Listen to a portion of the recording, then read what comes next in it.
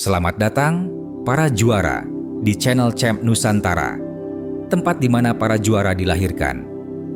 Mengapa banyak dari kita merasa sulit mencapai tujuan? Akar masalahnya bukan karena kamu tidak punya kemauan yang kuat, tapi karena kamu bertarung melawan sistem yang salah. Pikiranmu diprogram untuk mencari dopamin instan, dan PMO adalah jalur termudah untuk mendapatkannya. Setiap kali kamu menyerah pada godaan ini, kamu melatih otakmu untuk lebih mudah menyerah. Akibatnya, kita mengabaikan kekuatan yang paling dahsyat dan paling bisa diandalkan, yaitu kekuatan penguasaan diri. Kita meremehkan langkah-langkah kecil untuk menaklukkan nafsu, padahal disitulah letak kunci untuk mencapai hasil eksponensial dalam jangka panjang. Membahas akar masalah ini sangat penting, karena jika kita tidak berubah, kita akan menjadi generasi yang paling banyak memiliki resolusi yang tidak pernah tercapai. Tapi, kabar baiknya adalah ini: penguasaan diri dapat dilatih. Ini bukan takdir, tapi pilihan. Rahasia: para juara menaklukkan diri sebelum menaklukkan dunia. Lalu, bagaimana para juara dunia mencapai level yang mustahil? Mereka tidak melakukannya dengan lompatan besar, tapi dengan disiplin yang tak kenal lelah untuk mengendalikan diri dan energi mereka. Mereka tahu bahwa kemenangan besar tidak datang dari satu tindakan heroik, tapi dari akumulasi kemenangan-kemenangan kecil yang konsisten.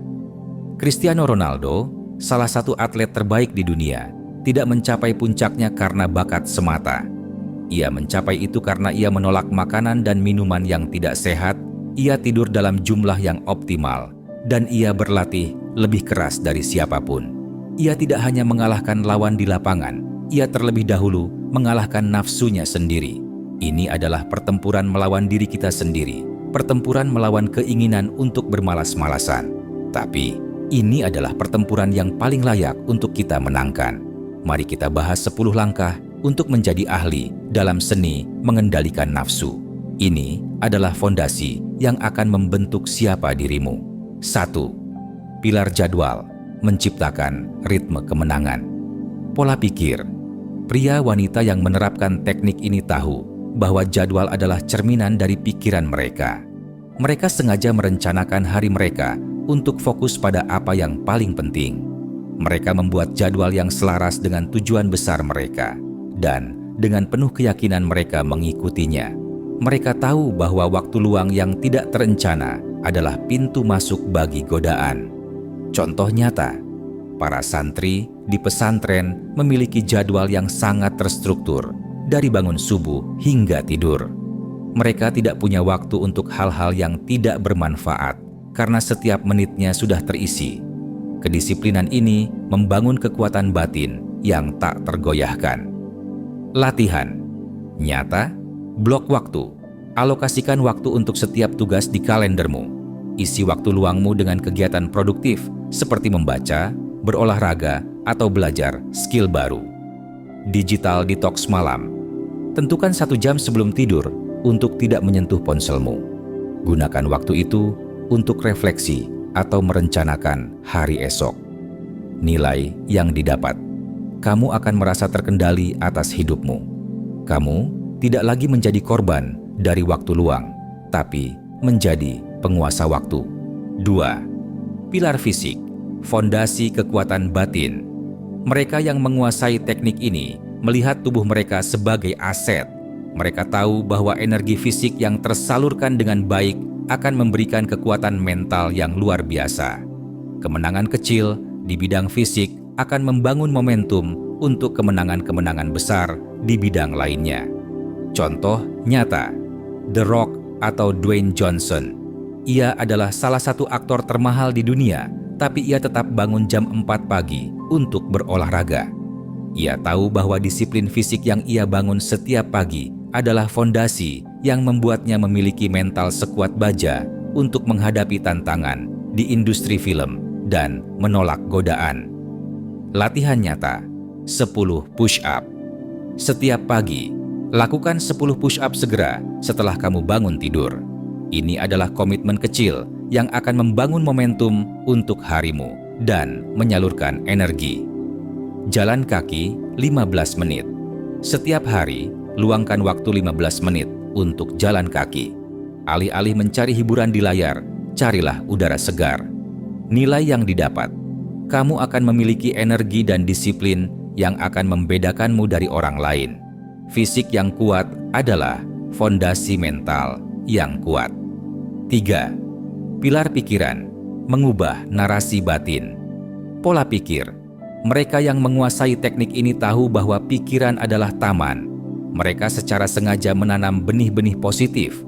Alih-alih berpikir, aku pasti akan gagal lagi, mereka fokus pada, hari ini saya akan menjadi sedikit lebih baik dari kemarin.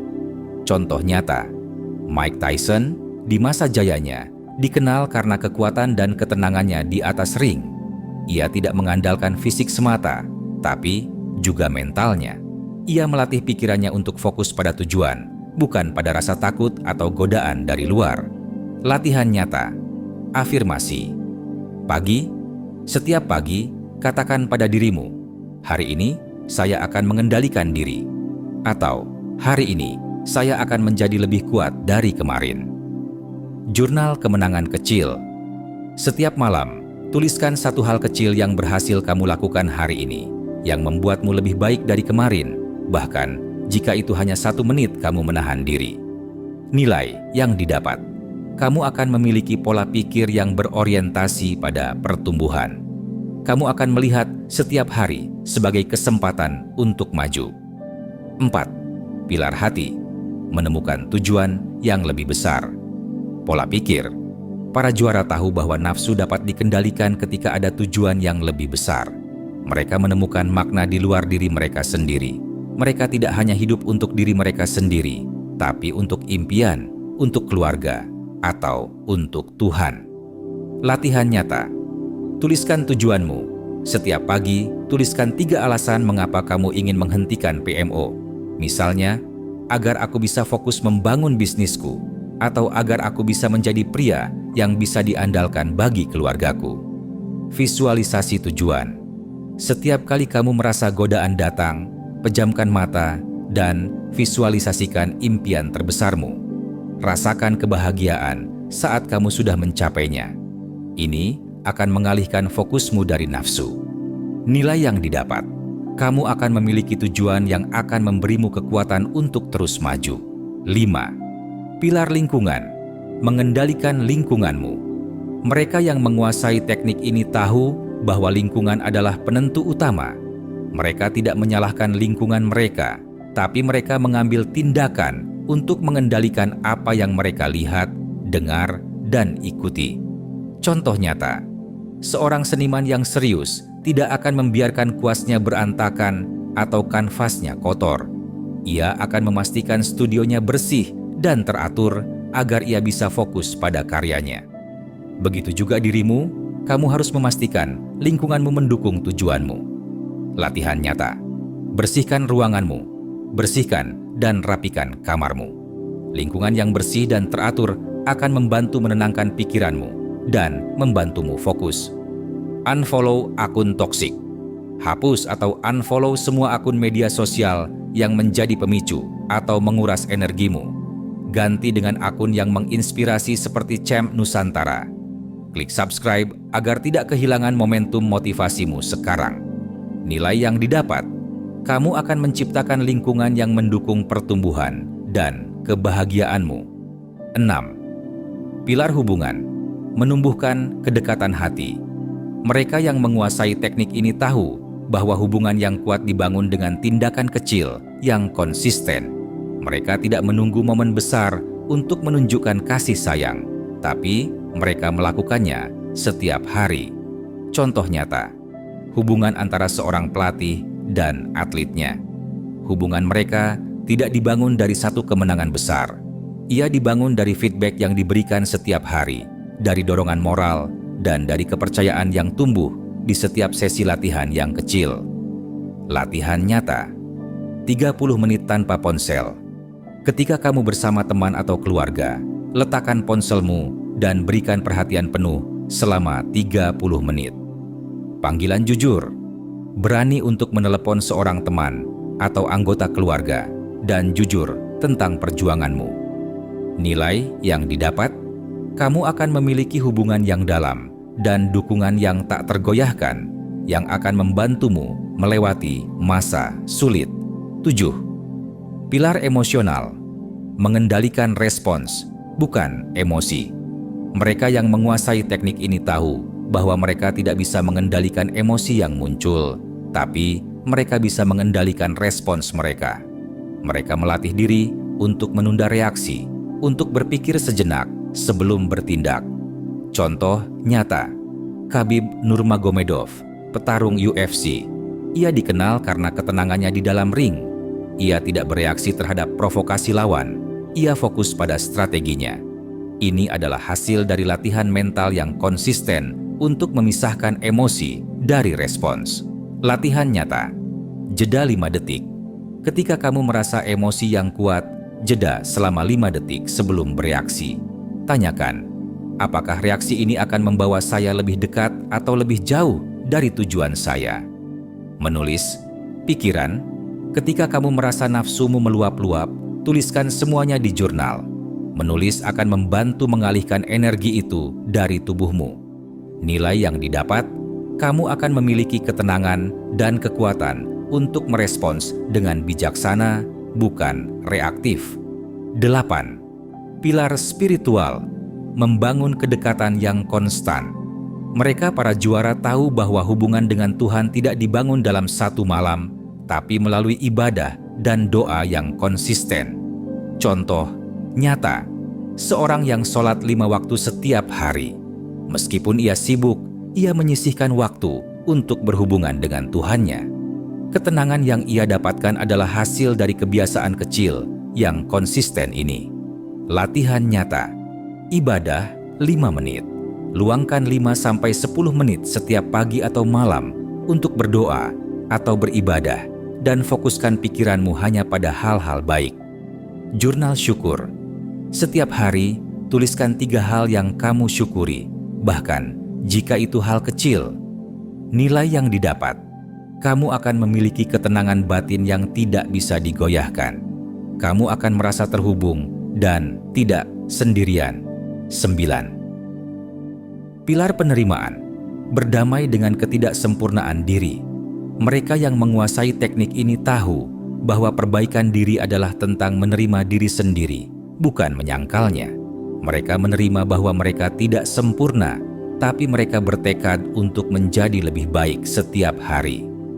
Latihan nyata. Ketika kamu gagal dalam perjuanganmu, alih-alih mengkritik diri sendiri, katakan, "Tidak apa-apa, saya akan mencoba lagi."